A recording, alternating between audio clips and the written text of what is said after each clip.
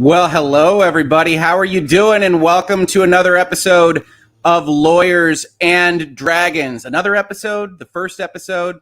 Either way, I am very happy to have you all here. Thank you so much for staying with us through a bit of a technical difficulty. These things happen when we're trying to put a show together. I also want to welcome back our awesome game master, David of Prototopics, who is responsible for basically everything cool that you see here. I'm responsible for none of it. David, I'm going to tell you, take it away as we introduce everybody back into the game. What's going on, everybody? We're back. This is our first official Lawyers and Dragons campaign. We've got a story, we've got players, we've got backstories with these players. But before we get started, real quickly, before we introduce everything, I just want to go through quickly what the ground rules are, because this is very different from other D&D streams. This is very different from other D&D stories that you may have come across. You're a player. You watching at home right now, you have the opportunity to be a player just like everyone else. There is going to be opportunities in every single stream where you get to make a decision that impacts the rest of these guys here.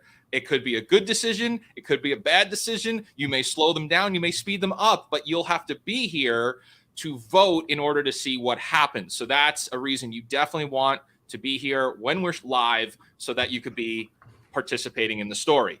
The last thing, and very importantly, none of the things here are real. None of these stories, none of these characters are based on real people. Everything that we're doing here is for fun, and it's all in our imaginations and your imagination too. So things that may upset you, things that may make you angry, things that may make you happy, just remember, we're all here playing a game and we're all here for fun, right? So there's nothing here that's ever actually based on fact. And with that, let's introduce the characters. Let's introduce the players, starting with Mr. Hoeg. Go ahead, introduce yourself and your character. Well, I think as you probably saw from the excellent intro, I am really stepping out of character for this one. I'm a paladin, but I am not Falcor, as you can see on my screen. I'm actually a tiefling paladin. If you aren't familiar with Dungeons and Dragons, I look a little bit like the standard representations of the devil. I am red-skinned. I have big ram's horns. I have silver eyes and a bit of a forked tongue. And I have had a bit of trauma in my recent past, and we'll probably suss that out a little bit. But I want to be good. I want to be a paladin, and we're going to be adventuring with that as our background. I'm also called Nobody for reasons we might get into in this story as well. Thank you, Nobody. Moving right along, Runkle of the Bailey. Ian, introduce us to yourself and your character. So I'm playing a character, Gimlet Otterfeagle. I've got a voice, but I'll save that for when the character's in character. And he's a gnome, so about 3.5 feet tall, wearing sort of a leather jacket with bright polished brass buttons. And he's just, how would I describe it? You know, sometimes you need a wizard and sometimes you need a criminal wizard. So I'm looking to have a lot of fun with that. The Better Call Saul of wizarding. So this is Lawyers and Dragons, and we're playing a criminal. That's awesome. I mean, I do criminal defense. It's kind Who of better than you can see it up close and personal, right? You have a lot of material to pull from. Also, I got a couple of things to sort of show off in terms of physical whatever. This is my spell book, but the other one I'll show off is that one of my viewers sent this thing, and I thought I'd show it off on the stream here. So this is a little box, and then inside they included some dice, but that's the inside of the thing. So yeah, wow. That's where either Rob or I are going to have to follow that. As we introduce our characters, I also do want to thank Lindsay Metcalf, who put together 50 gift memberships for the channel. Thank you so much. I hope you're excited about Lawyers and Dragons. Wow. That is awesome. And yes, you've got a tiefling, you've got a gnome, and then I think we have some human beings coming up. Oh, I don't know. Sorry, I thought I was just go for it, Alyte. No, that was a perfect segue. Yeah, perfect segue. Yeah, it really was. Also, Lucky also gifted a bunch of memberships too. So wanted to give Lucky a shout out as well.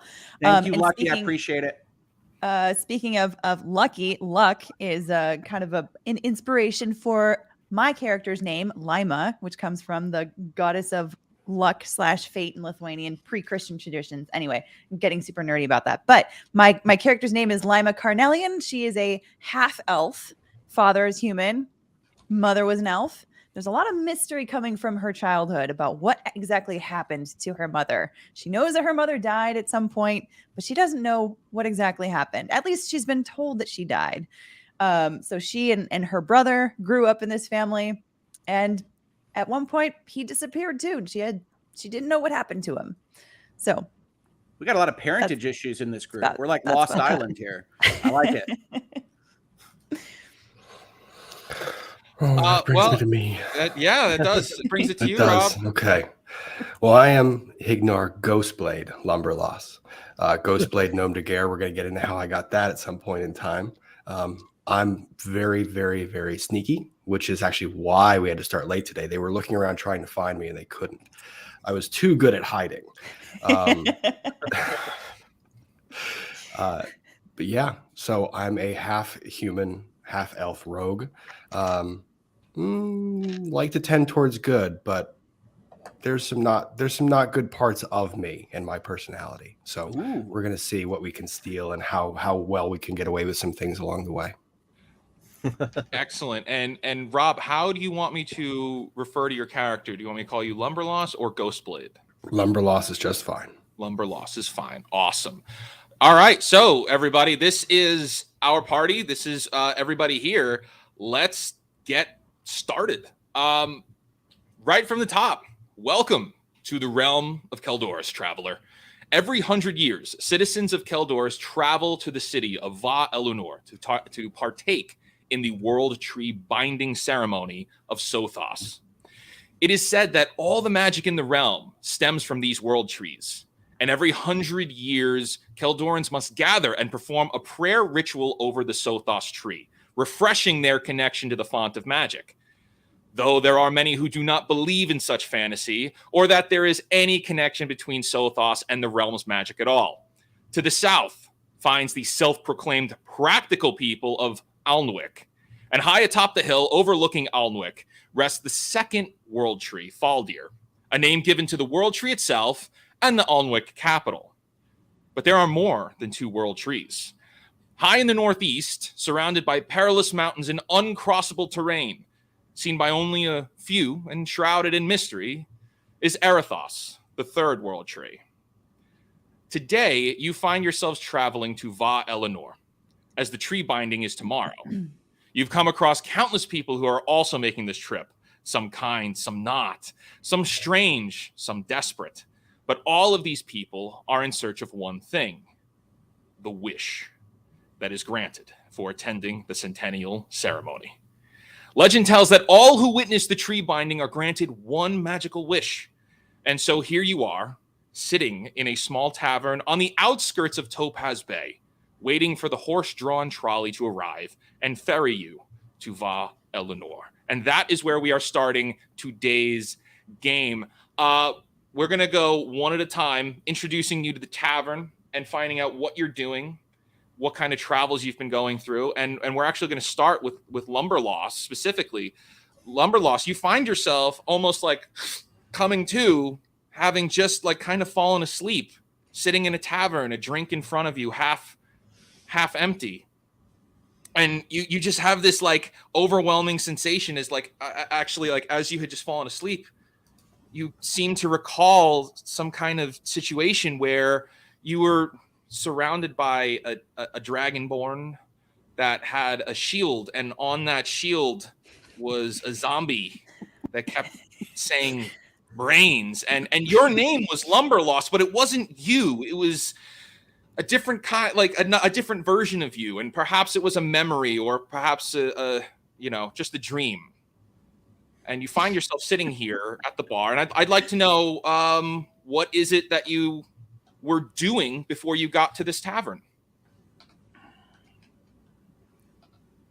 And You're muted. What an odd dream to have. what was I doing before the tavern? And the thing is, I just woke up in front of a half-drank beer. I'm trying to figure out where I was. Did someone roofie my beer? Are there roofies in Trees of Eternity? Oh, It you could know be a what magical I was doing? potion. You know what I was doing?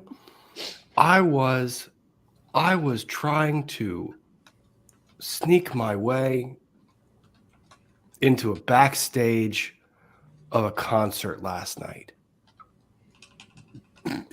And I didn't quite make it, but I got really, really tanked. And I ended up making it back to the bar, tavern, polished off about 6 or 7 good ones. And then that's where I woke up. So I think that's how I got here. So you're feeling pretty good. I'm hungover. And give me a perception check. What am I doing? So roll a d20, and then you should have on your character sheet, there should be a perception, and just add that number to whatever your d20 roll is. Okay, so D20 was a 19, and then perception on the sheet.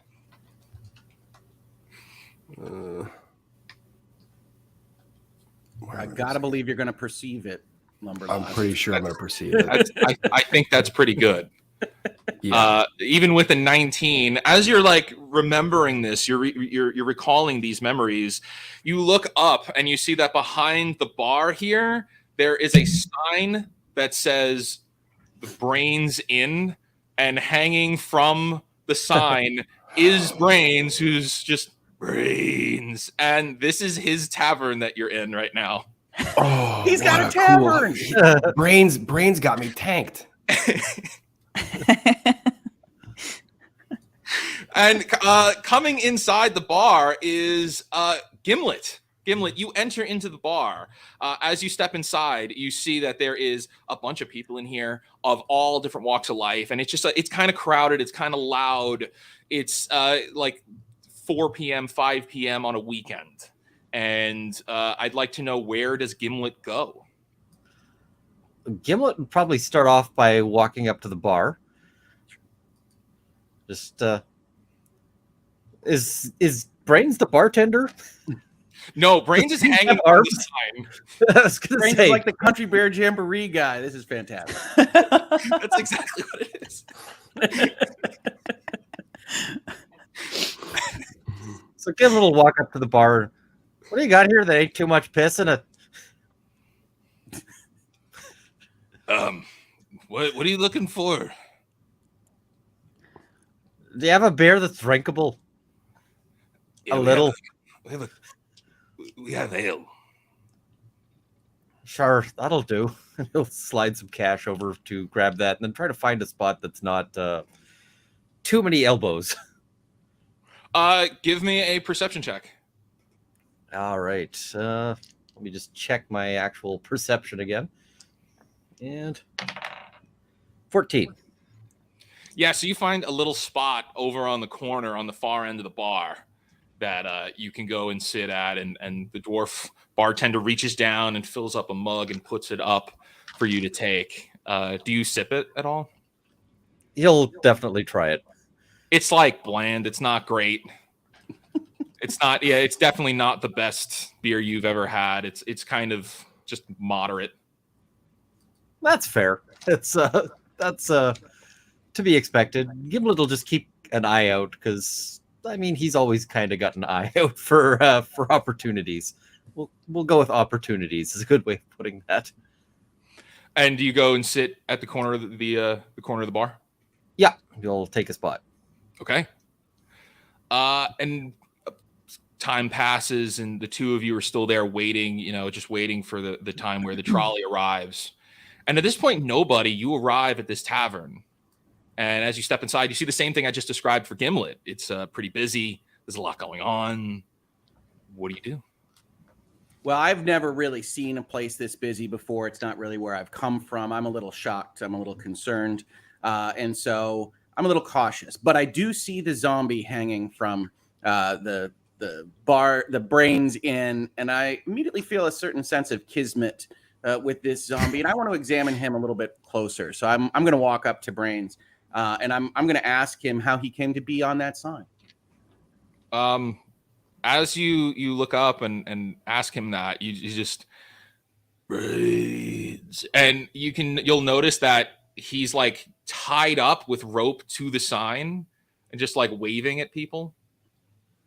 Oh, well, does he look concerned about this, or does he look happy about his current situation? Give me an insight check. Oh, happily. Let's see if I can do this up style, as we say here. Oh, look at that, folks. 20. That is a 20. Brains looks very happy. He looks like he's been well fed. He doesn't look like he's rotting at all. It looks like they're taking care of him very well, but also keeping the patrons safe by keeping him tied up there. Wait, what are they feeding him? I feel unnaturally happy about this state of affairs. I don't quite know why. But it's just nice to see somebody fulfilling their purpose and being happy in life, I think. And I've internalizing the fact that I'm struggling on my own, and just seeing somebody that's just found their place is just so wonderful. So I survey outside of Brains on the sign. I survey the room, and I'm interested in chatting with someone, learning more about this place. And I'm looking for someone that might be interested in talking. Sure. Roll a perception check. I can do that again. Well, with an 11, there are 3 people at the bar. There is a rogue-like individual sitting there with a half-drank beer. On the other end, there is a gnome sitting there, just sitting down. But you'll also see that there is a dwarf sitting there as well, who's just like kind of pounding back beers, and he's got 3 more in front of him. And he just like, he's like talking with the bartender. He's very active. And those are the 3 people that you see. Oh, well, I want to saddle up to the dwarf with the drinks. And I want to say, hello, friend. Friend, I ain't seen you before. See if I can flag down the bartender to order a drink for him. Say, hey, you know what? Yes, I always provide for my friends. Oh, that is great. We are friends then. Friends, indeed. What brings you to this bar, friend? It is waiting for the trolley. Trolley? What kind of trolley comes to this bar? Well, this is the trolley that takes us to the tree ceremony. Tree ceremony. That's right. Yes. I'm not from around here. What ceremony would you have for trees? The tree. Are you pulling my leg, sir? Of course not. Of course not. What ceremony would one have for a tree? It's the great tree, the Great tree, tree that we every 100 years gather to and make a wish at, and we receive that wish. And my wish, I'll tell you my wish. And he gets like really uncomfortably close, like whispering in your ear. He's like, of course. I want more gold for drinking. Oh, well, I wish you the best of luck at that. Everybody stands around a tree in this town and wishes on it. As you're saying that, are you speaking loudly, or are you trying to like be? I'm not trying to be cautious about the volume there. I'm just speaking above the din of the bar. Gimlet and Lumberloss, you both overhear nobody say this to this dwarf. That's going to get confusing. We'll probably change it.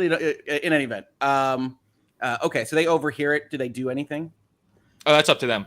Okay, all right. Gimlet sort of visibly kind of leans over just to be like, I'm going to watch this. He doesn't have any popcorn, but there's sort of metaphorical popcorn eating about to happen. He's like, And in your... Oh, yeah, Lumberloss. Lumberloss is just looking straight ahead, pretending not to hear, but listening intently. Okay. Friend, in your experience, do you find that wishing on a tree often yields good results? Do you doubt the Sothos tree? I doubt everything that I haven't seen before with my own 2 eyes. I don't know what that means, and I don't like it. Flag the bartender again. You know what, friend? You've given me more than enough to think about. If we could have another drink over here, I really appreciate it. And stand up. And as that's happening, at the front door, Lima, you open the door and you see a bustling tavern full of people. And you know that this is the location that you have to meet at in order to catch the trolley to the city.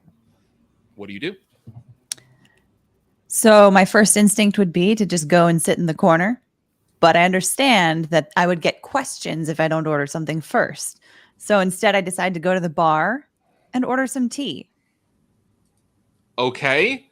As you approach the bar and ask for tea, the bartender just like kind of stops and looks at you and just, oh, Finally, person with some substance. and then reaches down and like makes the tea and then picks it up and puts it on the bar for you.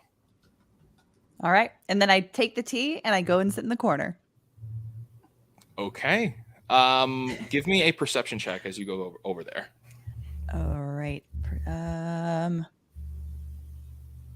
Perception. I rolled a 20. Oh, okay, great. As you're moving through the tavern, you're going to notice that there's a lot of different people. But as you're making your way towards the back, you see that standing over to the side there is a group of people wearing like very dark leather armor. And they've got kind of like their faces are covered. They've got hoods up. They don't look to be super friendly. And they are just there's three of them, and they're just kind of huddled up together. You take note of this, but you don't hear what they're saying. You don't know what they're talking about. And then you can go and sit down. Okay. But you definitely catch them. You definitely see them. Okay. Though they're attempting to stay hidden. All right. So at this point, back to nobody. Your friend at the bar is just, Yes, thank you, sir. This is great, but don't ever doubt the tree. Yes, of course. Of course not. I shall never doubt a tree again, friend. That is very good. Okay. And then, yeah, I if I still have the perception that I had before, I'd like to talk with, or at least saddle up next to Otter. okay. Yeah, Otter, you see a person sits next to you. How are you doing, friend? A little disappointed. I thought I'd get a show there for a second. I thought he was going to throw beef at you. It did seem that way, didn't it? But I couldn't help but notice you were listening in a little. Gimlet sort of gives a wry smile and a shrug. He says, Are you a fan of? I don't know why you're Witcher? here, friend. Well, Listen, I don't know if anything's to come of it, but you gonna pass up the chance to wish upon a tree. to maybe get that wish? I see you are far more credulous than I as to the magic of this world. It doesn't hurt nothing to be there. But you look around this room, there's a lot of people wagering their entire... This is important to them. Maybe you don't want to poke holes in that if you don't want them poking holes in you, huh? Yeah, it's a fair cop. I appreciate the advice. Do you think everyone in this bar is here to go and wish on this tree? That wasn't the advice, friend. The advice is if you're gonna start that fight, you don't sit next to me when you do it. Fair enough. Fair enough. Well, if you're so interested in seeing this tree, would you care to join me to see it together? I mean, we're getting in the same cart, I think. So, yes. Fantastic, friends. And while this conversation's going on, Gimlet sort of looks around to see if anyone else saw this guy calling him out as a friend. It's like, He's kind of making the "not with this guy" expression. Nobody. Are you getting loud as you're saying this? Oh yes, Oh, give me a- fantastic friend. Are you trying to draw attention? Yes, I think at that point. Well, I'm a gregarious sort, I would say, and I don't care about attention, and it's not come into my mind. So it's not intentional. It just kind of No. happens naturally. No. Okay. Yeah. So Otter, as you look around, you're going to notice a couple of people have taken note of how loud your new friend is being, and they're just like kind of looking your way, just like, what's going on over there? Yeah, Gimlet's going the like, don't know him. While that's going on, Lumberlost, you feel a very abrupt, like kind of hit on your back behind you, and you feel liquid come down all over your neck and your shoulder. And as you look down, somebody has bumped you with their drink and spilled it all over you. Mm-hmm. And that's funny because I was just getting some really good ideas about all the people in the bar and all going to one location and all the things I could take from them on their path. Oh, sorry about that, Well- friend. I didn't mean that, but you should watch where you're going. Should I? I think you should watch who you're bumping into. I'm not very pleased about that. Would you care to make amends, or do you want to just sit there and do it again? And the guy like just turns and walks away. Well, it's a good thing I have his wallet and his coin purse that he didn't remember that he was yelling at me about. Give me a history check. 12. 14. I would say you definitely when you came through, you definitely would have nicked one of his daggers. And you noticed he has a coin purse, but you've got one of his daggers. Nice. The guy walks away back to his group, and a couple of moments go by, and you overhear snickering and laughing coming from him again, and hit the rest of his group. Trying to start something, GM. What do you do? Right now, I'm torn between two ideas. One is to go straight back to my beverage, ignore them, and think about the other things I can steal on the way. Or the other one is to go sneak up and maybe puncture a part of his body with the dagger I just nicked. Oh, Uno reverse card.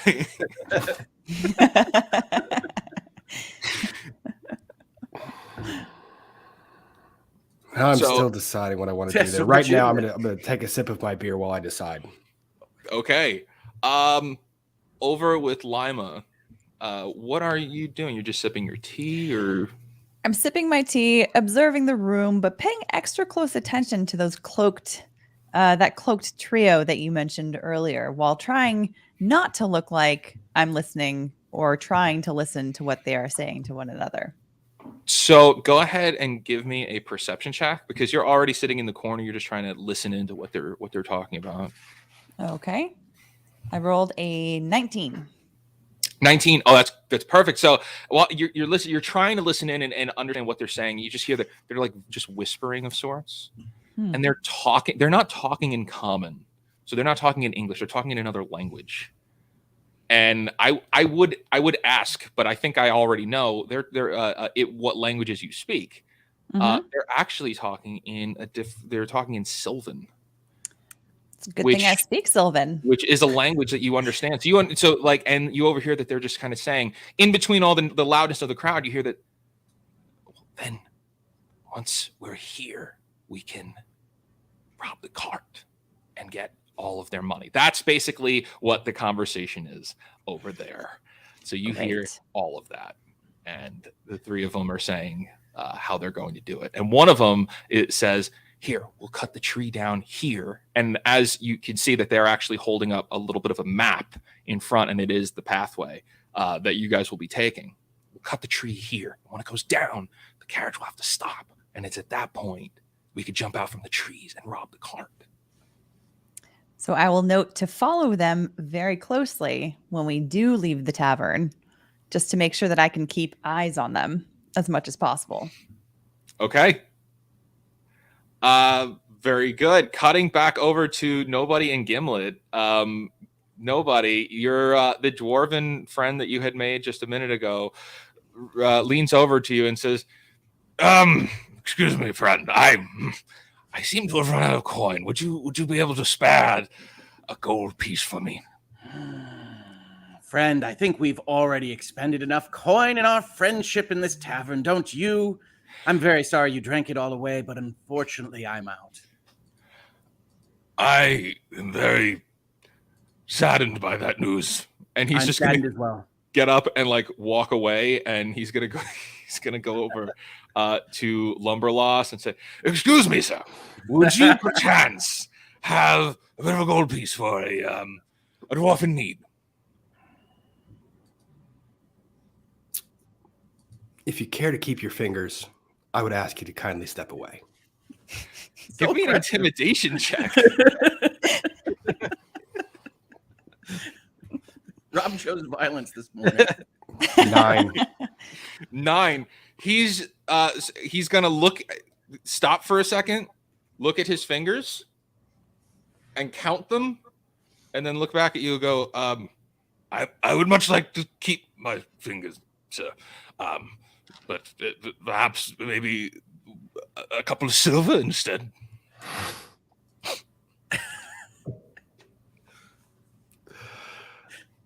At this point, Ghostblade returns himself to looking at his beer and simply ignores the dwarf. Okay. So what's going to happen is time's going to pass here, and eventually you guys will hear commotion coming from outside as the trolley arrives that you guys are all going to be boarding. And Lumberloss, that dwarf is going to stand over you waiting the entire time because he is socially awkward and has no idea he was supposed to walk away. So he's standing there with his hand out, just waiting. The whole time. I want to know from you guys, because now the crowd is moving and it gets super loud. Who is moving to the trolley? Gimlet's headed that way, and he's trying to make sure to kind of push his way through the crowd because he wants to get to a seat. Oh, I'm hanging with Gimlet. Just so we're clear, we're friends. Gimlet's 3.5 feet tall, so he's trying to move through legs as much as he can. Okay. I'm trying to stay with him. All right, so you guys move ahead, and as you step outside, and it's like kind of early dusk at this point. You'll see that there's this like very like luxurious carriage in front of you, very large in size, being drawn at pulled by 2 very large horses, and there is somebody at the front who's leading the horses, and there's the like kind of a door opens for you to enter onto the trolley. And as you guys get on, there is a line forming of sorts. The crowd is very loud. The crowd is very much intoxicated as they've been hanging out in this tavern waiting for this. So yeah, the two of you get on and you get very, very close to the front. You guys are squared away. Where is Lumberloss in this? I'm waiting until the crowd goes far enough that the dwarf realizes he has to either part my way and get in line. And I'm also kind of wanting to stay towards the back so I can see if there's anyone who needs a stealing. Yeah, so you're able to get on. You kind of like get online, and you'll have to wait a few moments, but eventually you're able to get on. You can get on to the back of the carriage. You're great. The dwarf kind of just like follows you out the door, but he doesn't leave because he's here to drink, and he's kind of forgotten what his motivation is. He wants to keep drinking, so he stays at the bar. Lima, I need a perception check. Okay. 14. 14. So, Lima, as because you're in the back and you're watching these guys, and as the carriage arrives, it all gets very loud and rambunctious, and people are moving. And you'll notice that these guys wearing black have made their way to the back exit, and you'll watch them go out the back exit as the crowd is moving. There is really no clear way for you to get through on a 14 to tail them at this point, because you'll have to get through this crowd. So what do you do? So they're going through a different exit than everyone else. Correct. Everybody is piling together and moving out through the front. These guys have made their way to the back. I'm gonna follow them. So you're going to go out through the back. Yeah. Okay. So all of you, the three of you, have all made your way to the carriage. Now, Lima, you know that the carriage does not stay for very long. It waits only until it's full, and then it goes. Okay. As you make your way to the back, you step outside, and while you do not see them in the general vicinity, what is in front of you is just the tree line that goes into the forest. Okay. Are you in? What would you like to do at this point? So they're nowhere to be found? Just on blind sight, you don't see them, but is Okay. there anything in particular you'd like to do? Well, if it seems that I've lost sight of them, I make my way over to the carriage as well. Okay. Give me an investigation check real quick. All right. 1. Yeah. As you open the door, you're like, rogues who? There's no sign of them. They are. How did they not disappear? standing. What happened? There was one clue, and she just stepped on it.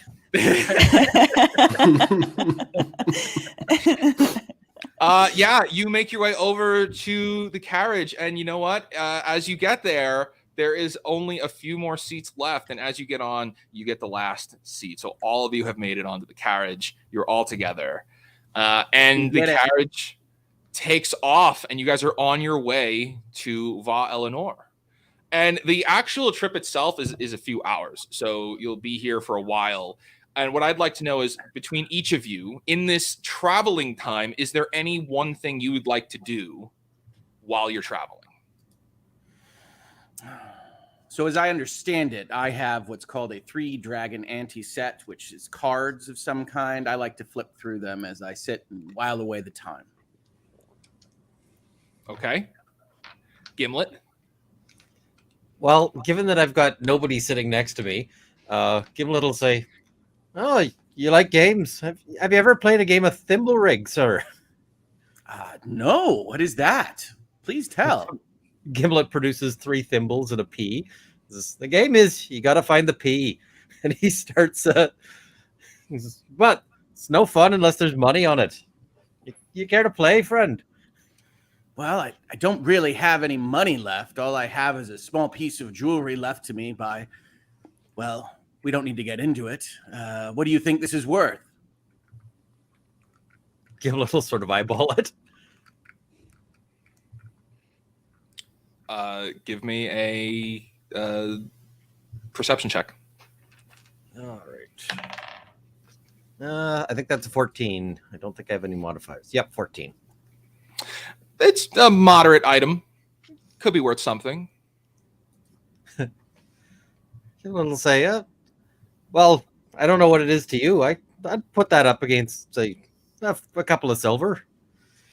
Oh, no, that's not enough for me, unfortunately. But I do appreciate the offer, little gnome friend. Well, another time, once you got some coins to rub together. Indeed. So Gimlet's trying to convince nobody to play a game of Thimble Rig. And while this is going on, before we jump to the other two, chat, now is your chance. Right now, there is a poll up here on the stream. This is where you get to engage with the story and determine what happens. So jump in there now and vote. And the winning vote will see what happens. Then jump. Yes. I'm not sure who set up that poll, but I voted me. yes. It's me flailing around and polling. What kind of weather is it? Yes. Hey, you know what, folks? I like your humor. But no, that's me setting up a poll poorly. If yes won, a lot of good things could have happened. So I just want to say yes and no were good options. I'll work on my poll craft here for the next episode. I'm not sure what's scarier for weather is yes or no. As you exit the carriage, there is nothing. Yeah. Noah's a tornado. Lumberlost, how are you enjoying your travel time here? I'm sitting quietly to myself and listening in on conversations taking place around me. Okay, give me a investigation check. 18. 18 as you're listening in, so you hear a couple of people are they're just really talking amongst themselves. Some of them are family. You could tell, like, one of them, they're family together. Looks like two brothers over here. You've got a couple of adventuring friends that have seem to be together. But more or less, everybody's just talking about, oh, if I get that wish, oh man, it would be so amazing if I had that thing. Oh, if I got that wish, oh, I could finally pay off all that debt. I have a lot of gambling debt, and they're talking amongst themselves, and you get this feeling of, like, kind of desperation from a lot of these people, that it seems all of these people are traveling to this ceremony because they need a wish to solve their problems. And I'm thinking that desperation tends to breed some not so smart people and some not so smart things, and concerned that something might happen at this tree ceremony given all the desperation. Lima, how are you enjoying your travel? What are you doing on this journey? Well, I'm noting just how inebriated everyone else on this carriage is because they've been partaking in the bar. And having grown up in Topaz Bay myself, I've seen folks travel through taverns like this particular tavern and specifically, and so I understand the types that are going to be on this sort of carriage. And so, given that I am a cleric, I'm mostly meditating, but also trying to be observant and noting that there are some shady types, such as the cloaked characters that I saw in the bar, and a few others here and there that just seem a little shady. My one valuable that I really care about is a pendant that's around my neck. I make sure that is very, very closely kept because it's a special family heirloom. Okay. Are you during the travels, are you looking outside at all? I am.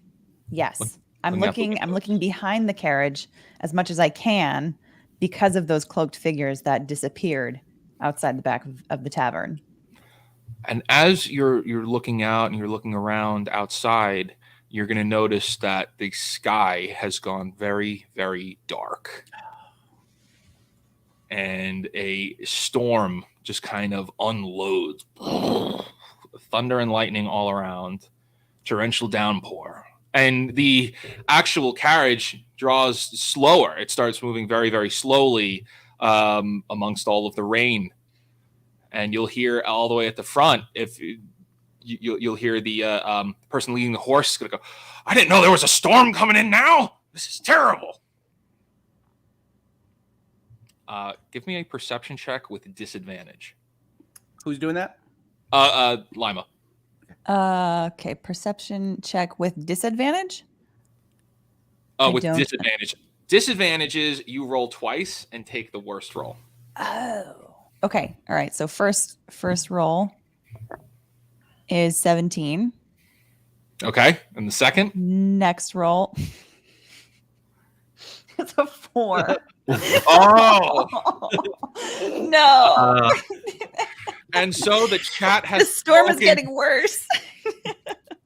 Lima, as you're looking around, the storm is so violent that you cannot see past the tree line. You cannot see beyond the tree line at all.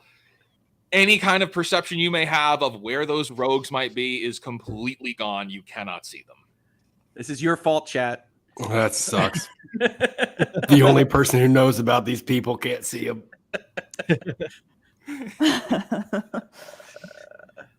And time will go on, but it's now the clock is slow. It is taking you forever. What should have been like a couple of hours is now you just lost 30 minutes because of how slowly they're now moving to just try and avoid any kind of trouble.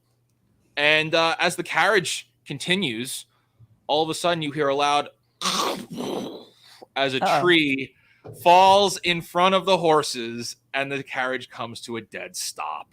But if she can't perceive anything, does a tree really fall if she can't Oh hear my it? god. We heard it though. No, Oh, You can okay. feel it. You can you feel all it come heard to it, a halt. and you felt the just Tree abrupt falls in the stop. forest, and no one wins a perception check. Did it really fall? Did it really fall? I don't think it fell. This isn't happening. Well, to be fair, if chat had chosen Beautiful and Sunny, she might have seen them running through the tree line and been able to have interacted sooner. So good job, chat.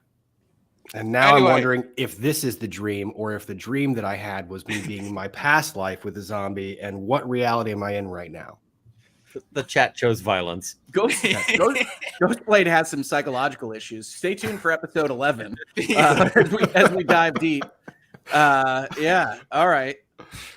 I think Lumberloss is setting up for a spinoff already. Like coming in episode 1, gonna get the spinoff show. Watch Rob and Ghostblade on CW. Oh no, CW. No, don't put me in that. That's terrible. Don't kill my spinoff before it exists. That.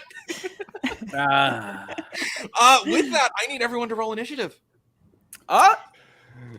Ooh. Okay, wait. Where is Oh, that is not my best roll. So 1 modified up for Dex. I got a 4.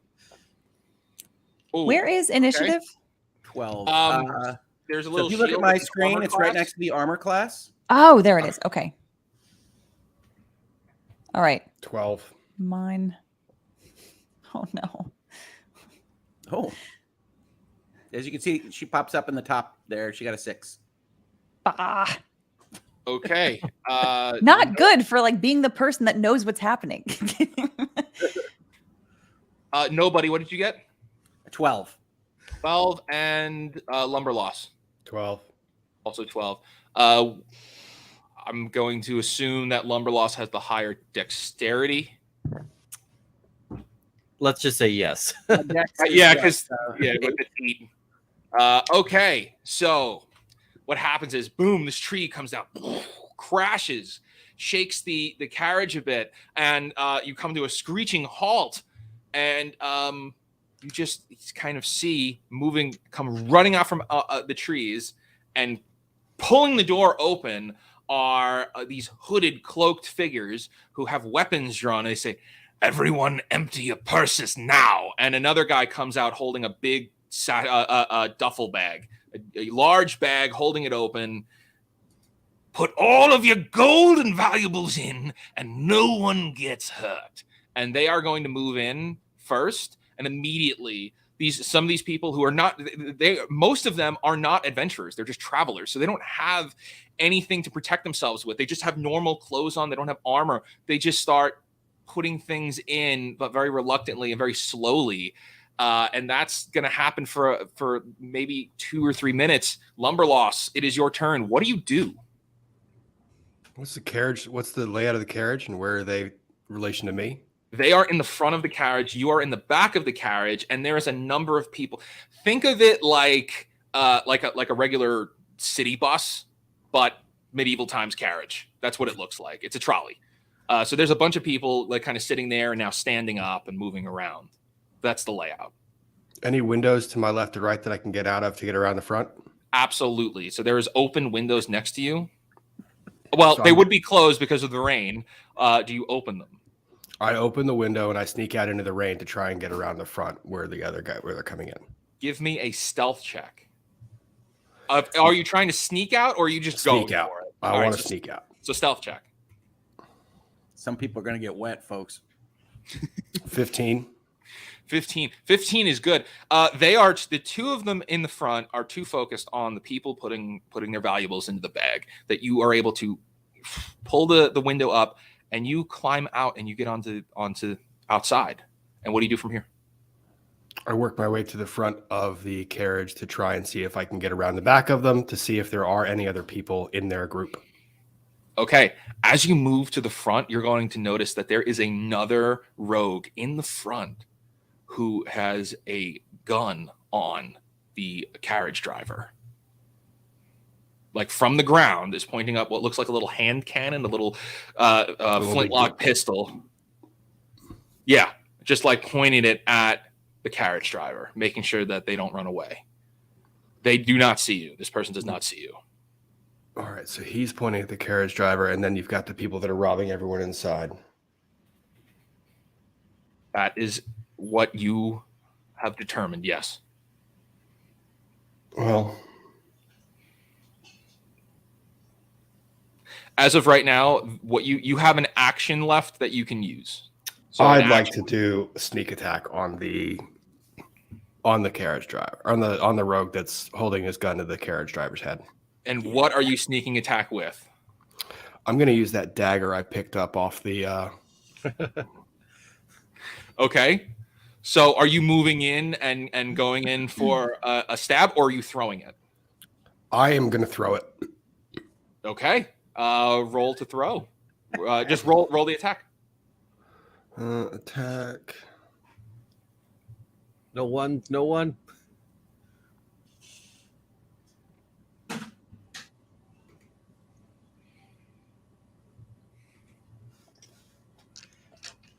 Sneaky murder, Rob.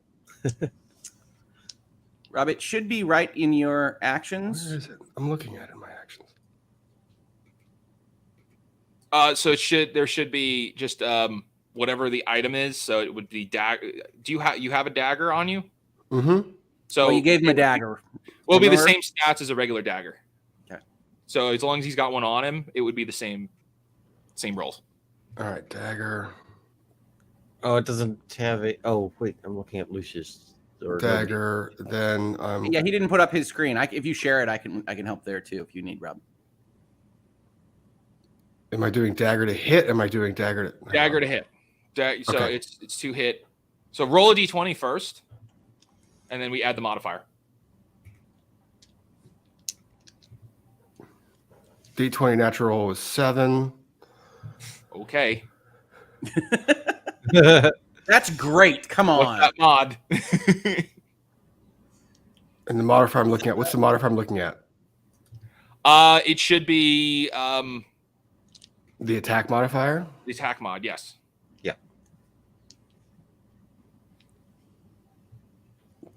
12. 12. You throw your dagger, and with a 12, it connects with this rogue. So, boom! He gets just hit with the dagger, slashes him up the arm. What roll for damage? 6. 6. All right, so you have Thrown dagger, man. some serious damage to this guy. And with that, he's going to turn, look at you, and fire his gun. But he is not looking directly at you. He doesn't know that you're really there. And as he fires his gun, it just shoots off in the distance. The rest of you on the cart, you hear a gunfire come from outside. The rogues inside grab their bags and draw their weapons and start waving it around at the people inside. Nobody, it is your turn. Okay, I launch up, especially after the sound of the gun. I take the flail off the side of my person, and I get prepared to fight. Am I within movement range of the people that would be directly in front of me since I'm in the front of the carriage? Absolutely. They would be right next to you. All right, so I am going to puff out my chest, full-size tiefling, looking as scary as I possibly can, and I'm going to take my flail and I'm going to swing it at this guy's head. Roll to hit.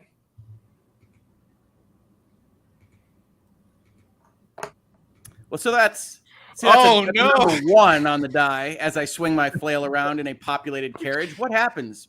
As Otter, nobody jumps up, draws his weapon and goes to swing it, but as there's then a gunshot behind him, and he drops his weapon and it just clangs on the floor.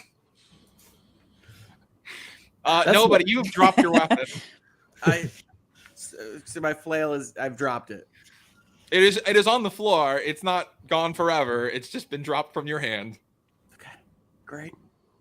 That's awesome. I don't think I have any other actions to take unless you're going to let me pick it up with a bonus of some kind. That would be on your next turn. Something to can look pick up forward your to then. I'm young. I'm a young tiefling. I got very excited about that. and it went poorly. The All dice right. have spoken. With that, a rogue is going to move on you and attack because they just saw what you did, and does a 15 hit as it comes up and swings at you with its dagger. This is against me. Against nobody. So I'm at an 18. So as it comes up and swings at you, it just hits your armor as it he comes up and slashes, but your armor is too dense for it to cut through. And with that, Lima, it is your turn. Lima, you've just seen all of this happen. You recognize these guys. You know what their plan is. You've heard that gunshot, and you just watch nobody drop his weapon. What do you do? I take my crossbow out. Whoa. And I take aim at one of the rogues. Lima's sitting here chilling in the back, and she whips out a crossbow. Like she's like, I don't drink. I'm gonna watch everyone from the side. I'm really concerned about this. Here's my crossbow. Yeah. Yep. And I'm a big target in the front of the carriage she's aiming at, who just dropped his weapon on the ground. So cool. Okay, roll the hit. Okay. Let's see. Which button do I press for the? So there should be the plus. There's the attack, and then next to it is the damage. So it should be like a +2 or +3 or something. So hit / DC. Yeah. Next. Sorry, to your guys. weapon. Next it's okay. to my weapon. So it says crossbow, and then range, and then hit DC. Hang on. Wait. Where am I supposed to be seeing this? You have to go So to your you've got your inventory. main Oh, wait. screen up. So If I've you got look I've got inventory. Yeah. If you look at the stream, well, look at your actions. Okay. Yes. You should have a button right around here. Oh, Yours won't okay. say flail. Mine's on the ground, Okay. by the way. Got it. Got it. Okay. Cool. All right. Rolling. I'm gonna take an arrow to the knee, folks. I'm gonna take an arrow. To the 9. 9. So not so great. Nobody. As you dropped your weapon, as you drop your weapon, and you were kind of startled by that, an arrow, a crossbow bolt, flies past your eye line and hits the ground in front of you. We are terrible at this right Still now. cops. We're having some good times here, folks. In a populated carriage. Whoo! And one of the other rogues that she was aiming at just looks back and then yells at their friend, they're armed. And with that, Gimlet, it's your turn. So one of them got in the carriage, or are they standing outside the carriage? There's 2 inside the carriage. They are basically next to you and nobody. Lima is kind of in the middle, up a little bit. She just shot crossbow, and then in the front there is a third enemy. So there's 2 in front of you right now and 1 outside. And where are the civilians? Because I kind of the civilians are now ducking and covering and just trying to avoid any of the conflict all around you. They're sort of moving to the back. Yes, they're trying to move away from the combat. The scuffle in the front, nobody has basically caused a distraction, and all of the people that were afraid to give their stuff, they're all huddling away trying to get out or move to the back. Oh, fair enough. Yeah, I just don't want to tag somebody if I start flinging objects around. I also don't know how much of a You'd be jerk the to be first. nobody right now. Can I see a rock or something outside the carriage? You could see a flail on the floor. That was kind of my thought. Hopefully keep nobody thinking about it. Or you know what? Give me a perception check before you roll. All right. 11. 11. With an 11, you see the flail on the floor that nobody just dropped, but you also see that the rogues have dropped the bag of goods, and sitting with the open bag is a gold pocket watch. And those are the first 2 things that catch your eye. Oh, gee, Well, what's I probably wouldn't want to destroy the pocket watch. So you know what? I hope nobody's got a backup weapon, because I'm just gonna cast catapult on that to fling it towards the thieves here, the criminals. Okay. And it just, if it flings, do I have to roll a saving throw, or is that an attack? For me. It's dex saves, and the first guy in the line has to make a save. If he fails, then the next guy is at risk because it can only hit one person. So But it tries on the first person in the line. So he is it's literally at his feet. So he's rolling at disadvantage because it is just flinging up at his face. And he rolled a 12. All right, and I need to check my sheet because I think that still makes it, unfortunately. Oh, 13 is the DC. So Oh, so boing, it just flies up and impales him on the face. He's been waiting for that one, folks. Could you please repeat it? What is the catapult sound again? it does 3d8 worth of.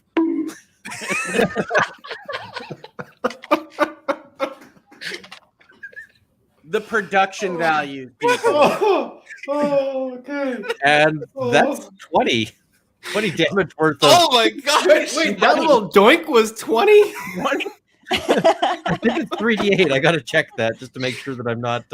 Yep, 3d8. You need to Okay. modify the soundboard. Nobody. And Lima, you watch as well. Actually, nobody and Lima, No. give me a perception check real quick. Okay. All All right. right. Bring this back. That's a lot of 14. damage.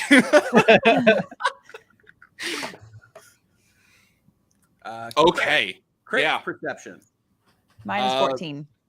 14. All right. So because Otter has done this before and knows what they're doing, they're a little bit more stealthy.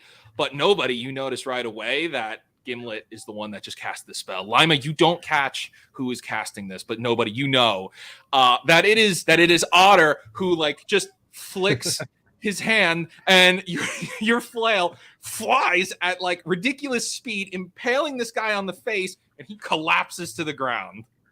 You're a Unconscious. wizard, Harry. Gnome. Gimlet says, "You're doing great work with that flail there, son. Great work." 3d8 of bonk. And with that, the other rogue is going to go, and he's going to move on nobody to attack. Does a 18 hit on nobody? Ooh. So that's if it matches, I get hit. If it meets it, beats it. Yep. You got So me. 18, you get hit. Nobody, you take 3 slashing damage as he slashes you across the arm. Ow! You are not friend. That's what you get. And with that, we are back to the top of the encounter, where Lumberloss, it is your turn. You just watched. It is downpouring for you right now. The guy has turned, pointed his gun, and blind fired at you, missing completely. But now he has seen you. What do you do? I move in on him and I pull out my rapier. Okay. And I have a dagger in the other hand. You're scary, And you man. roll into attack. You Roll into attack with the rapier and dagger. okay. Roll to attack with the rapier. Do you have double attack or? I've got 2 weapon fighting. Okay, so that I'm not sure what that gives you. It says so. The 2 weapon fighting is. I'm just gonna see here. Yeah, I can pull it up here. 2 weapon fighting. on the Take an fly. attack action and attack with a light melee weapon you're holding in one hand. You can use the bonus action to attack. Bonus with a action. Different. So you attack twice. So go ahead and do your 2 attacks. All right. So the rapier was 15 to hit, 15 hits. That's a hit. and then the dagger is 20 to hit. Both hit. Nice. So the rapier damage is 11. Suggestion. I got to look up Wilhelm Scream.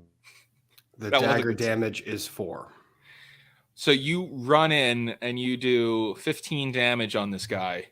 What I would need to know from you, Lumberloss, is how do you end this person's life? The dagger gosh. going slowly across his throat, saying, "Don't ever shoot in my." Well, this will make sure you never shoot in my direction again. I actually like the psychopathy of you telling him not to shoot your direction again as you murder him. Yep, I like that one. That's probably, we're going to go with that one. And thus Ghostblade. There's the Ghostblade name. I'm looking forward to meeting you, Ghostblade. My God. You walk up, and as you slash through his neck, and he just kind of collapses to the ground, dropping his weapon on the ground and then falling over. It is still downpouring rain, thunder and lightning all around you. The ambience is very noir-esque, I would say, and you just cut through this guy no problem. The carriage driver in the front goes, "Thank you, sir. Thank you. You rescued me." I didn't rescue anyone except myself. He's very self-aware. Yep. Also, Wilhelm's scream is apparently out of copyright, so that could be a thing. Be on the soundboard. That's the Lawyers and Dragons stream, folks. We're very careful with our soundboard inclusions. Thank you. As Rick very much appreciates, since he's the one hosting it. Yes, we have to play it safe. Yeah, so the carriage driver just, thank you. As he's like very frightened of you. It's like, as you look up, it's like he's wearing like kind of a powdered wig of sorts, and he's wearing like very nice clothes. He was not ready for the rain. He is soaked to the bone. It was Came not out of supposed to nowhere. rain. It came out of nowhere. And with that, it is nobody's turn. Nobody, your weapon, you just watch as your weapon, boom, impaled this guy in the face, and he collapsed to the ground. The other guy moves in and slashes on you. What do you do? So is the flail within reach at this point? I know it bonked for 20. Yeah. But can I grab it? It drops right back to the ground after it bonks. So I think step one, I have to pick up the flail. Yes. So that would be your bonus action. You still have your action. Yes. All right. Fantastic. Good ruling. Can I? First of all, I'm super excited by the fact that Otter turned out to be a wizard, and I'm flummoxed and I'm pumped. And then I take another swing with my flail at the guy that's next in line. All right, roll to hit. Don't worry, Otter. This one's going to go much better.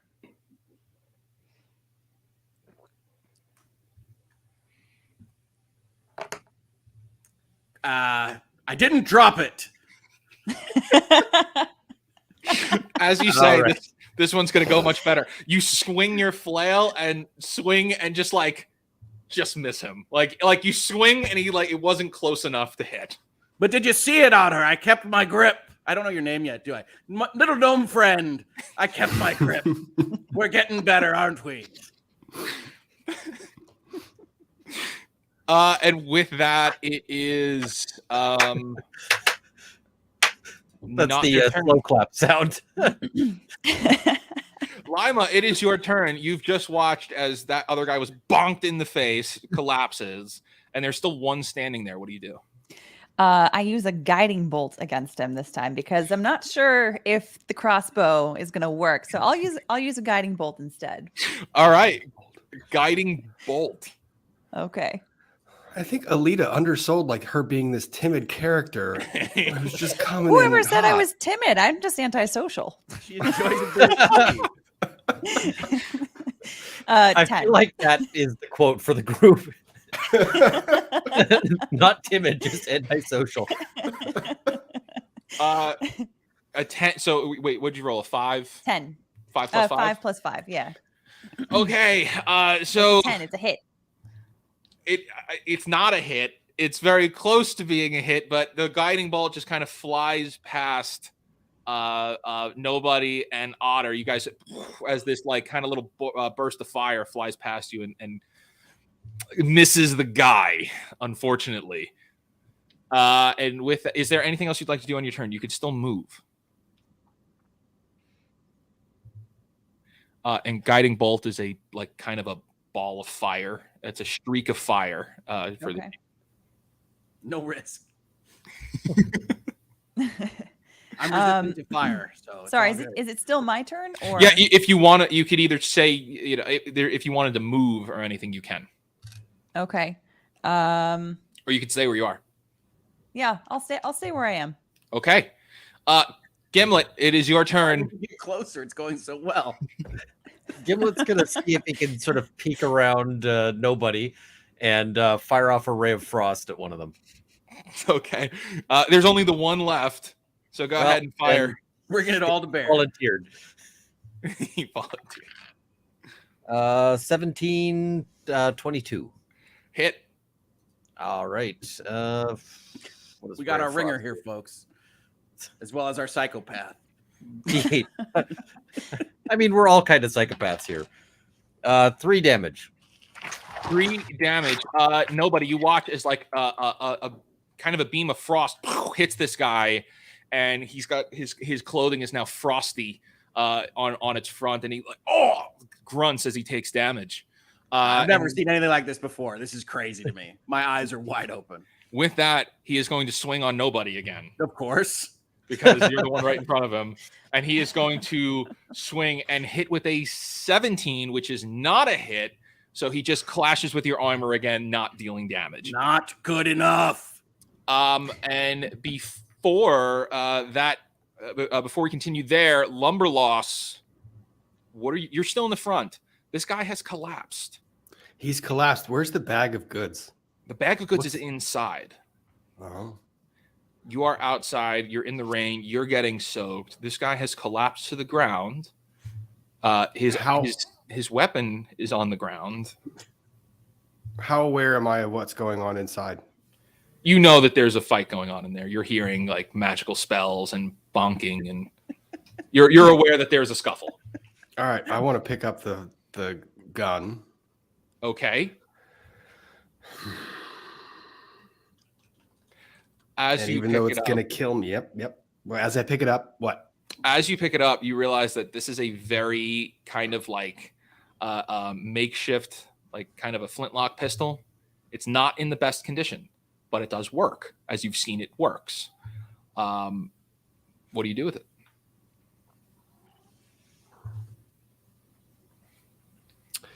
I'm going to put it in. I'm going to carry it with me for right now, with looks at offloading it the next time I need it. But I'm really curious about what I should do, because I'm feeling a little bit of guilt, even though I shouldn't, about the people inside the carriage. Plus, there's also loot in the carriage, which maybe I should go take a look back at what's going on in there. So you're going to make your way back towards the carriage? I'm going to make my way back towards the carriage. Okay, great. You'll be able to make it to the entryway, and as you get to the entrance, you'll have just seen the guy go to swing on nobody and hit his armor. And that would be, you'll have an action left at this point, because all you've done is really moved. What would you like to do?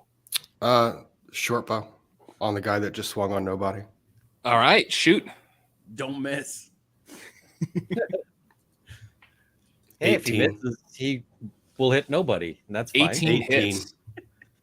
Apparently, I'm an assassin. Like, I don't.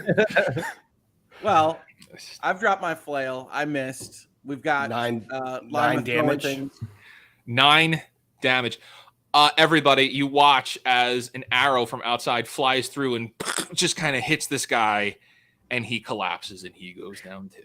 And congratulations, you have successfully completed your first encounter in this season of Lawyers and Dragons. I did it, friends. I have done it. Oh. And suddenly Lumberloss is remembering an old friend he had in a dream who always got himself into a lot of trouble and needed help getting out of it. You faintly hear the brains come like almost like a whisper across your ears. I love that guy. And there's a sign in the back of the trolley that says Brains Trolley. Brains Trolley. It's a franchise, okay? Brains is an entrepreneur. Does he have other zombie heads like at each tavern?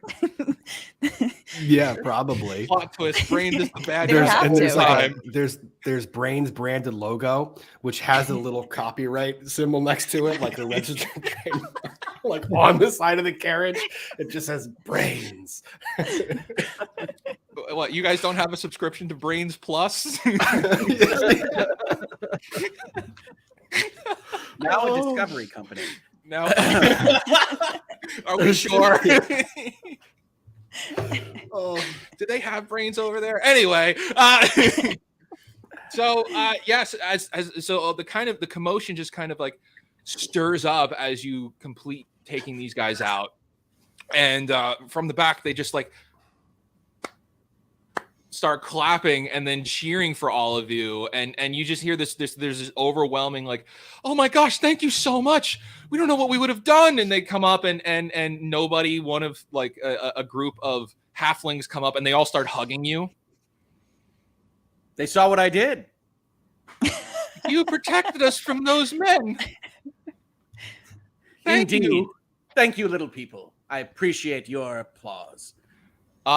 Lumber loss, you see that the bag of goods is still untouched in the front of the carriage. Yeah, Still sitting there on the ground. I'm thinking that grabbing the bag is going to be too much for me to sneak away with. So I look at where's that gold pocket watch that got thrown? No, it didn't. It's just sitting. The bag is open, and you see the gold pocket watch sitting there at the top of the bag. Well, I'd very much like to just nick that instead of the whole bag.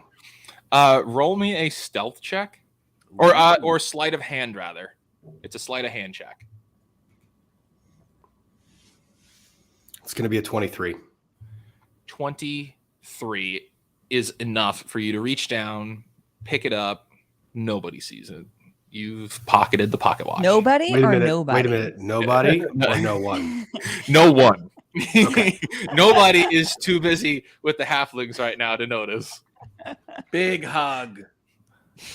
And with that, the carriage driver is finally going to come around and be like, "Oh, everybody, we are so sorry about the interruption here.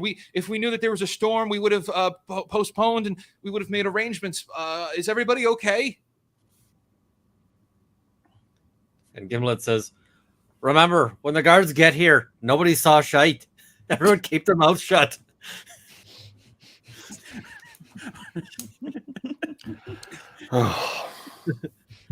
And with that, he is going to step outside and reveal a wand of sorts, and he's going to put the wand up and just cast a flare into the air. Is that the carriage driver is? The carriage driver is just going to Okay. shoot a flare into the air. Where were you when these marauders were here? Wait, are you actually asking him that? Yeah. I mean, yeah, yes, actually I will. Well, one of them jumped in the front and drew a gun on me. I couldn't move. Mhm. And Lumberlost looks sideways at the driver and basically suggesting he might not want to continue that conversation. Give Oh me an yes, intimidation you know what? check. For folks that aren't familiar with Dungeons and Dragons, editorial voice here. Those turns you see us playing, I believe, are 6 seconds each. Is that 6 right? seconds. That's right. Every turn, every full rotation is only 6 seconds. Yeah, so very short period of time where I throw the flail on the ground, maybe almost hit my head, miss. Somebody catapult bonks. I get almost hit by a crossbow. You know, it was a whole thing, but it's like a minute long, maybe, or half a minute. It's not even a full minute. So these guys tried to rob the cart and were dispatched within seconds. Yep. Because Dungeons and Dragons logic. David, you needed an intimidation check? Yes, I did. 16. 16. You just like kind of glare at this guy, and the guy, he had a gun on me, and I was rescued. Gimlet says, "Let's see if we can find out who they were," and starts rifling through their pockets. Okay. Give me a investigation check. He's primarily rifling for loot, but he's also telling people that he's trying to find out who they were. So investigation, 14 plus 5, so 19. 19. So you're going through the two guys that are on the carriage, and as you're rummaging through their things, you're going to find amongst both of them enough gold to be worth 20 pieces of gold. You'll also find their 2 daggers. One of them has a map, and as you open the map, you'll see the pathway that you guys are on with markers on it of when and where to attack the carriage. Are there any other markers? There are. So the map itself actually has other roadways on it, and it looks like there are other just markers here, lines here, and just by looking at it, and even with your roll, you cannot discern if there are more people, only that there were more plans. Right.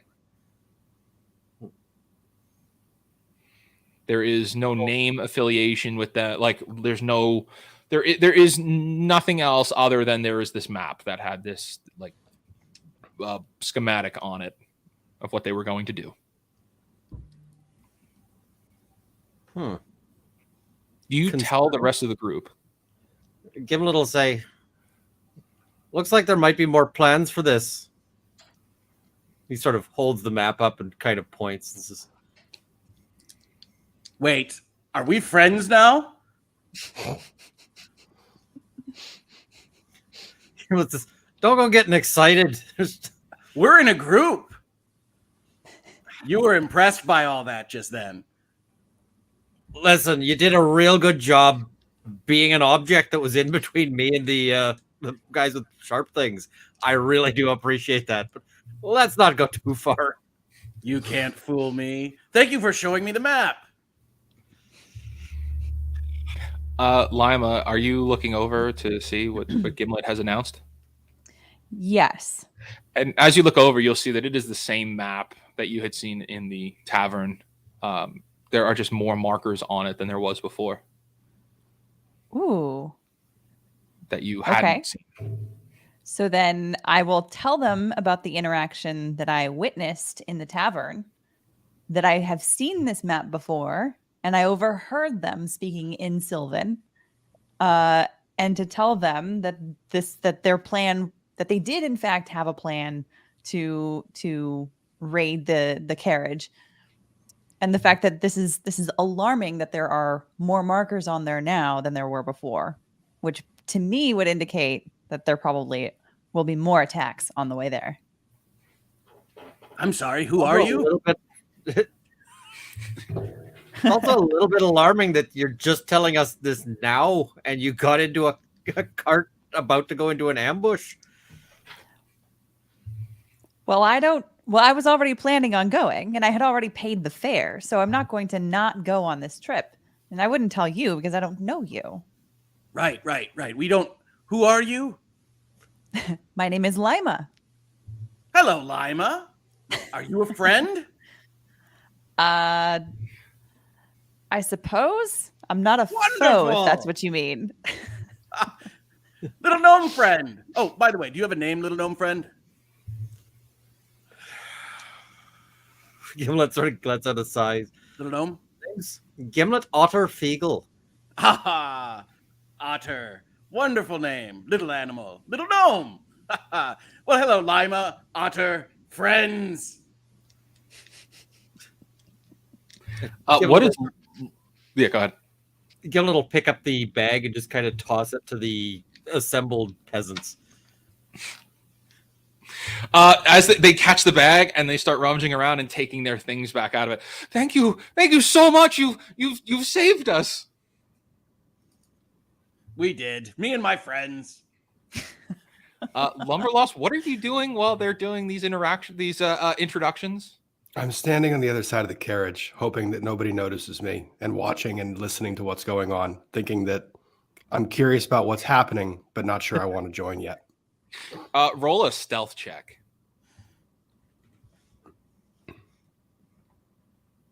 16. Yeah, you're hiding on the side. Nobody's seeing you or interacting with you, but you definitely overhear everything that they're talking about inside the carriage.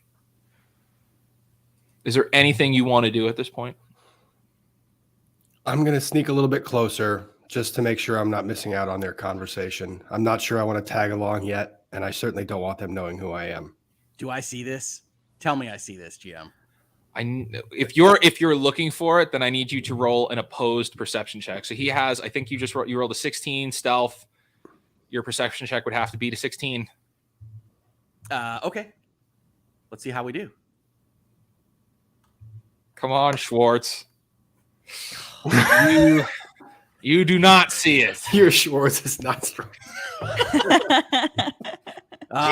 Fair enough. I see your Schwartz is as big as mine.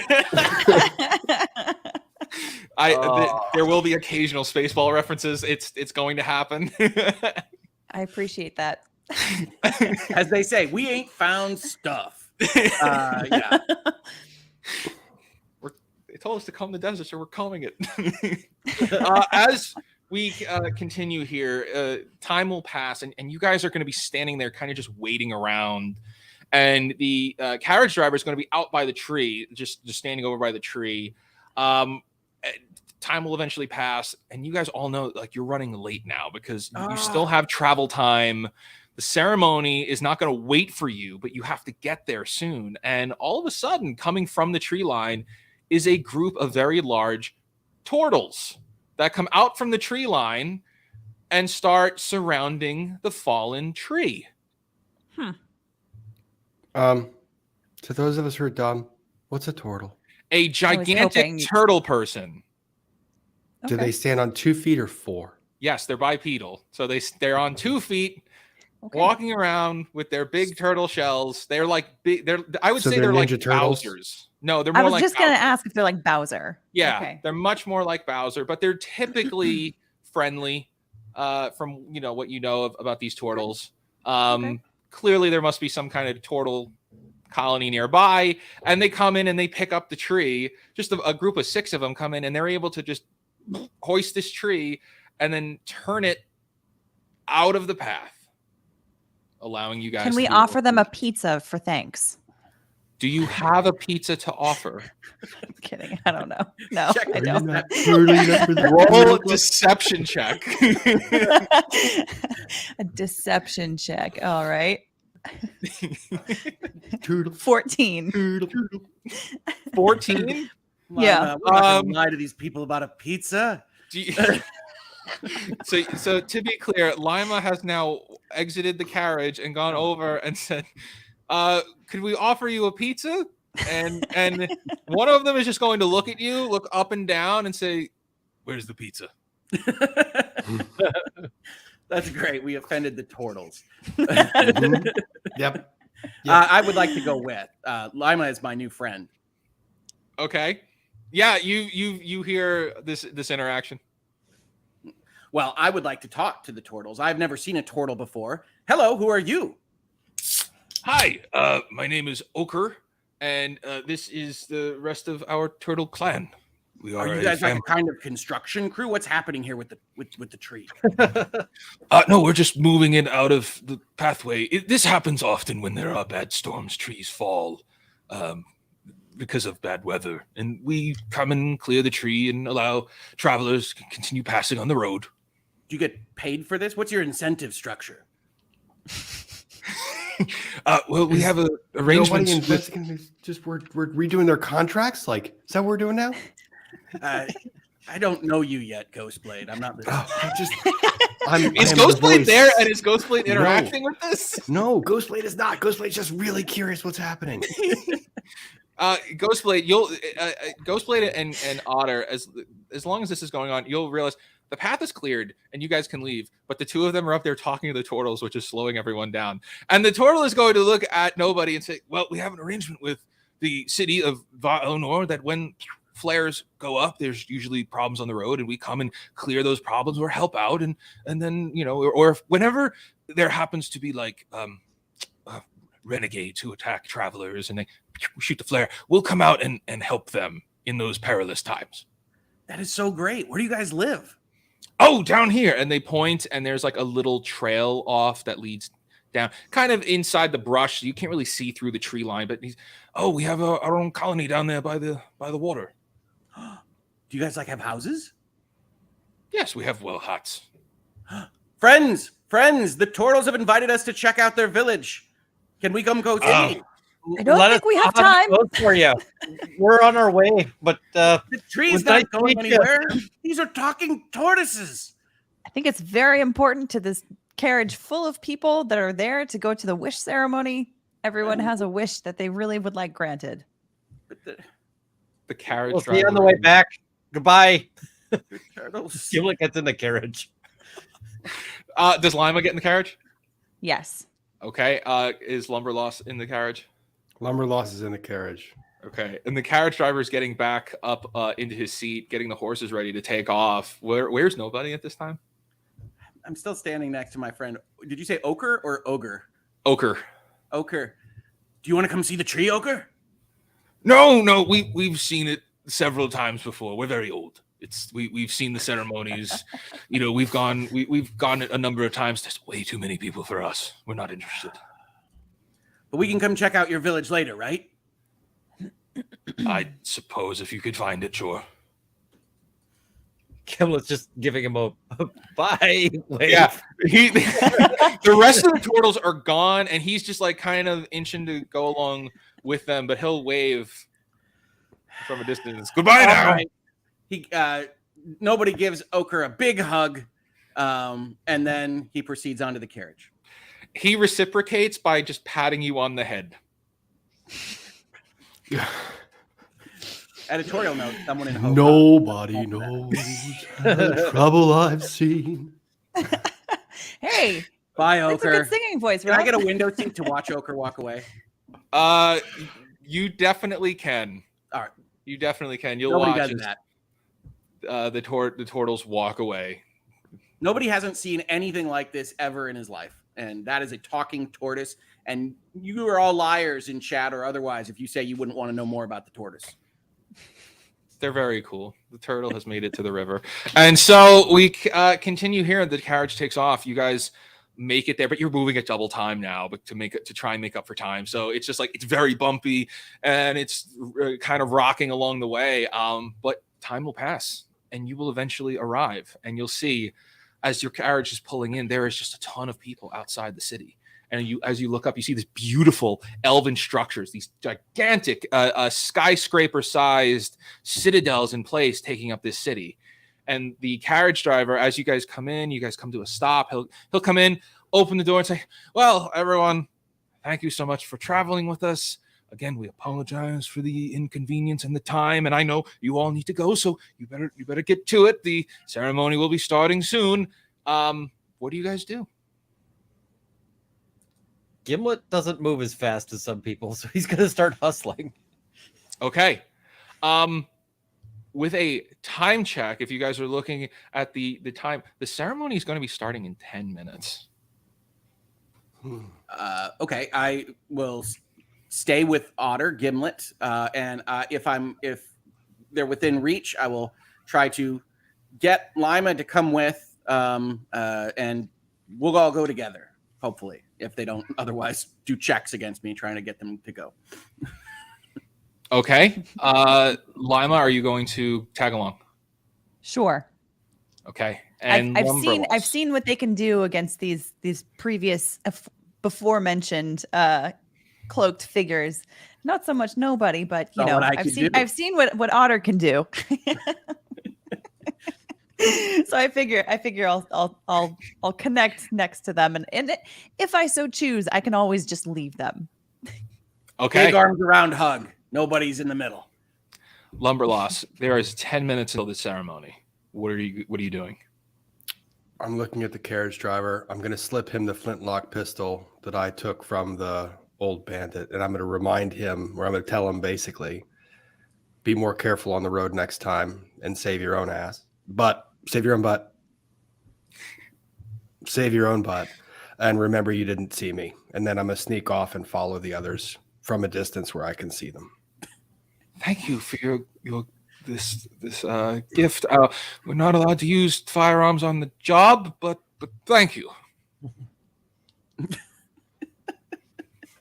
Why? Don't tell the psycho that, driver.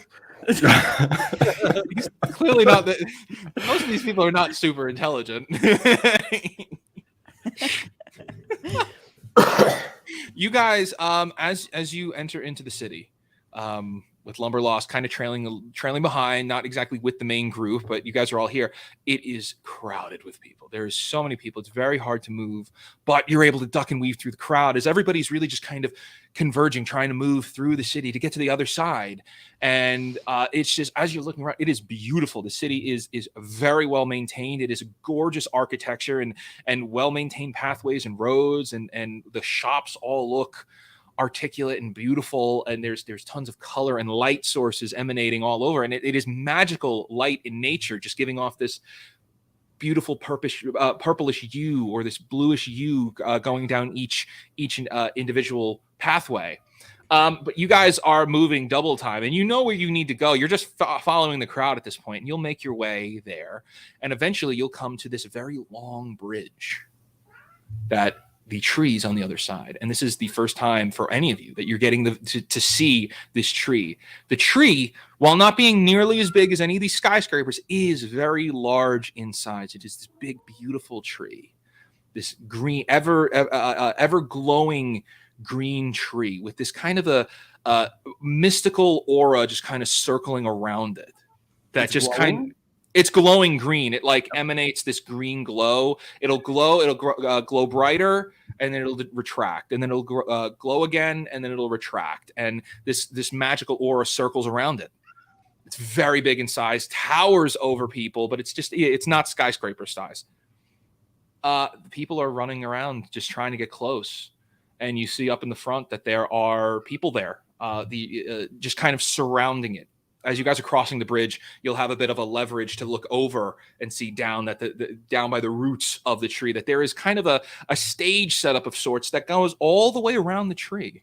And surrounding on that stage are these people dressed in these cloaks, these elven cloaks of sorts, these magical cloaks. And it seems like they are all beginning to cast a bit of a spell, and yellow light begins emanating from their hands in these like particles start spiraling up, and it begins to come up, and it is moving up around the tree as all of their particles converge on each other, creating this like kind of a barrier of sorts, and it begins to move up and around the tree. And it is moving very slowly. It is taking its time, and nothing is really started yet. This is the preliminary as the ceremony is getting going. You guys are at the top of the bridge. What are you doing? Is there anything else that you want to do? Is there anything you're looking for? The crowd is very busy, moving around. What are you guys doing at this point? Are you moving? It's up to you. I don't like busyness. I'm a little agoraphobic on that stuff. I like friends, not crowds. But if Lima told us that she had an interaction with the people in the cloaks that spoke Sylvan, I'd like to nudge her and ask her if she understands what they're chanting or saying, or what's happening better than I do. All right. I need a little help. That's what she knows. Sure. And Lima, give me a history check. All right. 5.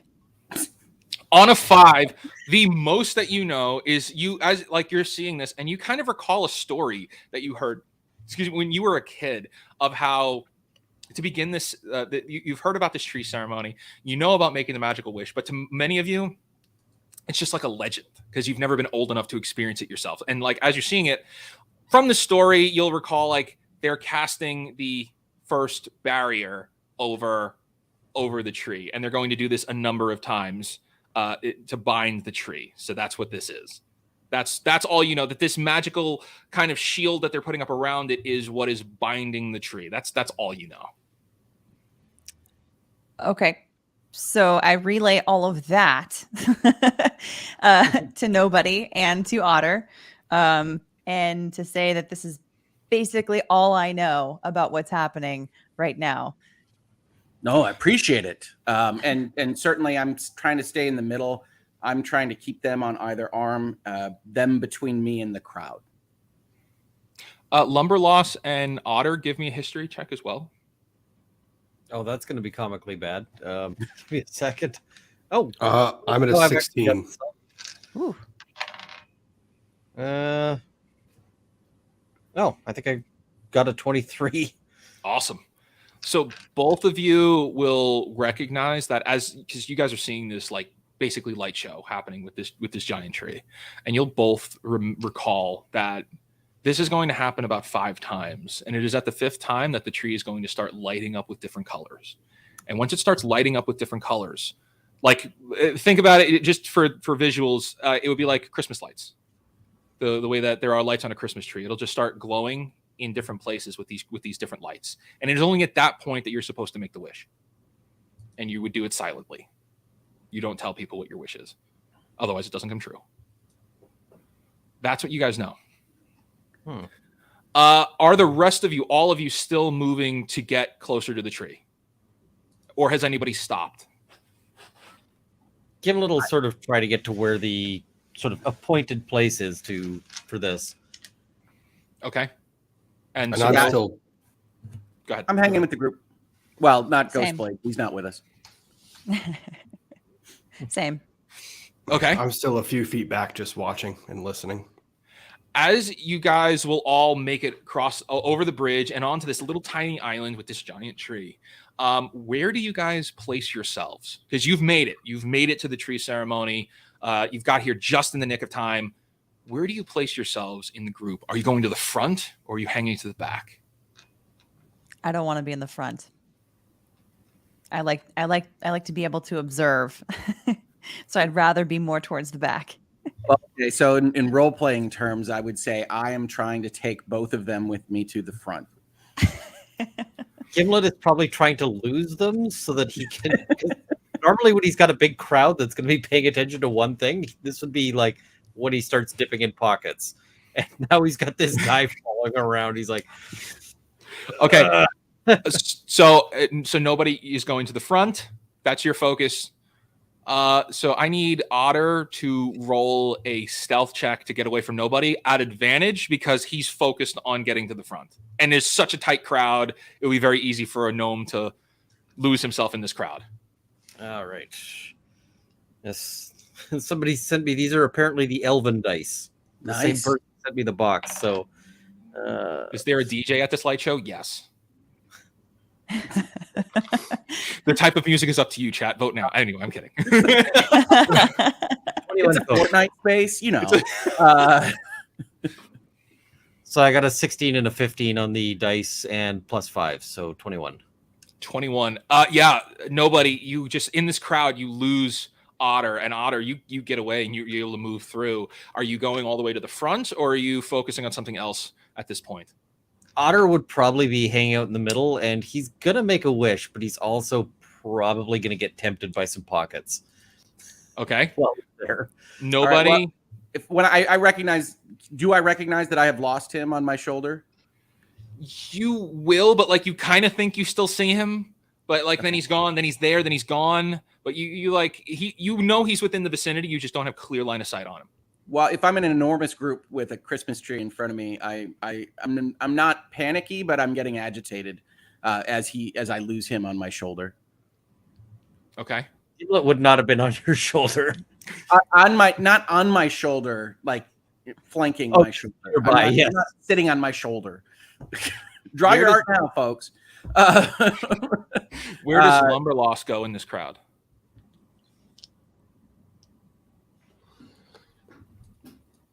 Did I see the gnome? Did I see Otter jump off? Because he rolled a really good stealth check, you wouldn't be able to see him. Okay. I kind of want to go towards the front, position myself where I can see the ceremony. Okay. So to be clear, 3 of you have gone to the front, and Lima would be towards the back. And that is where you will be as the ceremony kind of begins. And a sort of gentle hum just kind of starts taking over, coming from the tree itself, not coming from the crowd. As a second barrier begins, and it's blue in nature, it begins crossing, these particles begin crossing, creating this like kind of barrier around the tree. And while that happens, I need everyone to roll a perception check.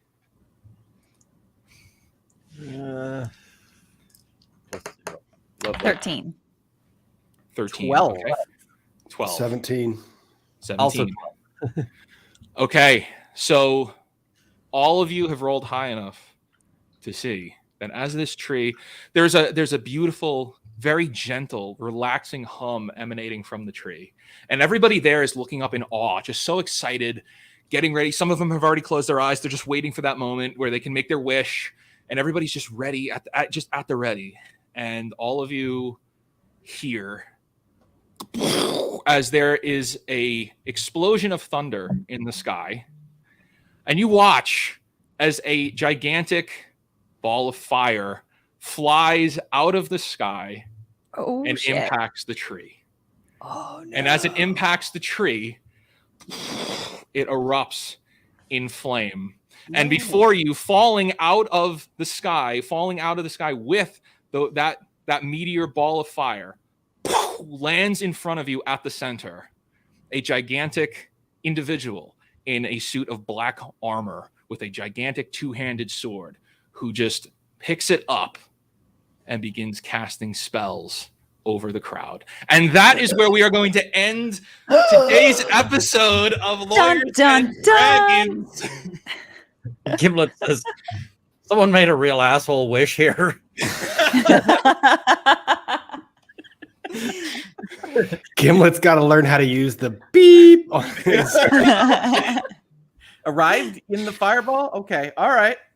Wow. Yes, what a cliffhanger. Oh no, the chat's going wild. Everybody, that is our first adventure into Lawyers and Dragons. I hope you enjoyed it. You got to come back next time to see what happens next in our story. Wow. Oh, Wow. gosh. Well, folks, yes. First of all, thank you, David. That was awesome. Thank you for putting up with us getting back into our Dungeons and Dragons shoes. Got to flex the muscles, yeah. Yeah, you gotta get ready for that. And thanks for everybody being in chat. Absolutely. Before any other discussion, I do want to thank everybody for being here. David at Prototopics, you can find on YouTube. There's a link in the description. Gimlet Otter Fiegel, you can find at Runkle of the Bailey on YouTube. Just remember all of those words. It's all good. His link is in the description. I'm also putting my geek stuff up on a new channel just because otherwise I'll destroy my. Yeah, announce it. What do you got going on? Roll of Law. I guess drop the channel in the description here in a second. Like a fireball from the sky, folks. Ian's got a new channel, and it's nerdier than he already was. It'll have a video posted up later today, probably. Ian, will you ever have guests on that nerd channel? I probably will, but right now it's just a very nascent nerd channel. I got to figure things out with that. Get your foot in the door, folks. You just got to get your foot in the door, friend. But my first video is on the topic of. Which I am so glad we had. You want to understand what happened to nobody's flail? You've got a video to watch. And of course, Lima Carnelian, Alyte of Legal Bytes in the description. Thank you so much for being here, Alyte. I was not at all nervous about your crossbow bolts or your what was that River of Fire spell or something? Guiding bolt. Guiding bolt. Yeah, that's a cleric spell. It's pretty cool.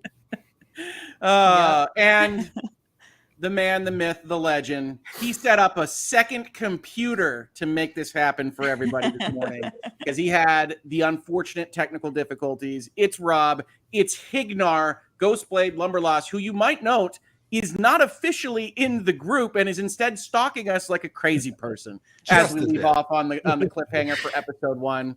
Thank you so much, Rob. I know that's stressful when things aren't working right at the moment. I appreciate you working through it. And for being awesome and basically killing everyone that was attacking us when I did absolutely nothing except take hits. But hey, I'm a tank. It's all good. Hey, so, taking hits was really important. Hey, what I do. I got 18 armor and I stand there and look silly. So, Falcor and nobody have a shared interest in common there. And by the way, David, Country Bear Jamboree brains. Warms my heart, man. That was I hope great. we get back to that town at some point because I want to see my buddy again. But I really appreciate that from everybody. As you could see, we are running chats so that you can comment on the proceedings, like the two folks in the box at a Muppet Show, and we've got many more planned for. Where are we? That's got to be Ian. Nope, I don't think that's me. That wasn't No? you hitting buttons. All right, Nope. something happened. It's David. David's Oh, doing sorry. something. Who knows? Either way, we're going to have even more ways to interact with chat as I slowly learn how to do a poll in active chat. You don't have the options of yes or no because those are dangerous to give to a game master. But otherwise, we're going to aim for this amount of time, give or take a couple of hours for the foreseeable future. As soon as we get it nailed down, we'll have a schedule that we can put out so that you know it, and I will make sure that it's available on my Twitter and on the community post here on the YouTube channel. So thank you, everybody. I am so appreciative of you folks for dropping in, you folks on the screen for giving your time and having fun with us this morning and future mornings here until the end of the year. So everybody, let me know in the comments what you liked, what you didn't like, whether you'll be back for finding out about Fireball Guy and giant tree and everything else. And that's really it. So thank you, everybody. I want to get this last super chat. Dang, what's going to keep me amused while I work through the 85 citations on a white paper? I'm sorry, we do have an earlier episode, but we'll be putting together this season. And David, master the cliffhanger here, I suspect he's got more of those coming. Oh, yeah. So for everybody that joined us, thank you so much. And we'll see you on the next episode of Lawyers and Dragons. Goodbye, everybody.